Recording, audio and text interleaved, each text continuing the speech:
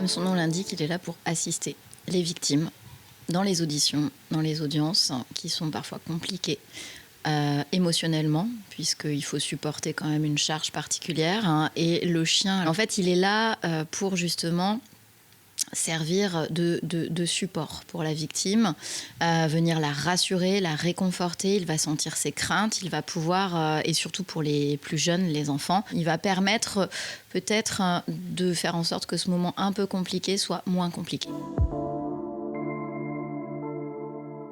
Alors, la formation d'un chien, c'est 2 ans.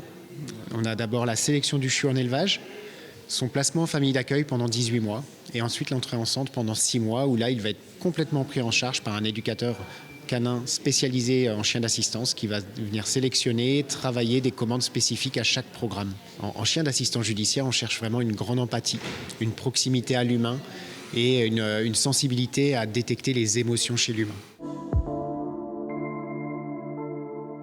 Ce qu'il faut voir, c'est que, mais ça, moi, je le vois quand j'entends les mineurs en tant que juge aux affaires familiales, les enfants ont peur de venir voir une figure d'autorité. La gendarmerie, la police, le juge, c'est normal. Et à partir du moment où un chien est là, donc d'une part, ça détourne leur attention sur autre chose, et d'autre part, ils vont se sentir mis en confiance. Donc, ils vont parler plus facilement. Ils vont mettre peut-être plus à distance les difficultés qu'ils auraient eues s'ils étaient vraiment centrés sur la personne en face d'eux.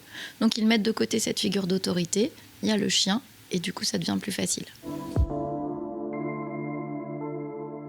Principalement, on est sur des dossiers d'agression sexuelle, de viol, de violence sur mineurs. C'est principalement ce type de fait. Ça pourrait être du harcèlement.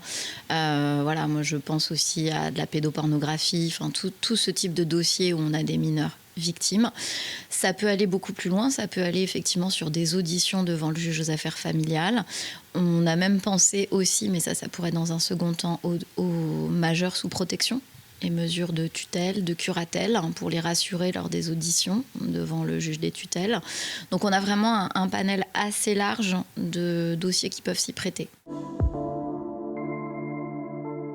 Alors là, elle a ses 2 référents principaux, donc qui sont ses maîtres en fait, hein, qui vont se la partager, entre guillemets, qui partagent sa garde 15 jours, 15 jours. Comme un de ses référents est le médecin légiste qui travaille à l'UAPED, donc qui est l'unité où on entend les mineurs victimes à La Roche. Voilà, par principe, elle sera aussi souvent à La Roche. Et puis, de toute façon, il y aura un partage entre les 2 juridictions en fonction des besoins. Et en dehors de ses missions, elle aura sa vie de chien comme un chien.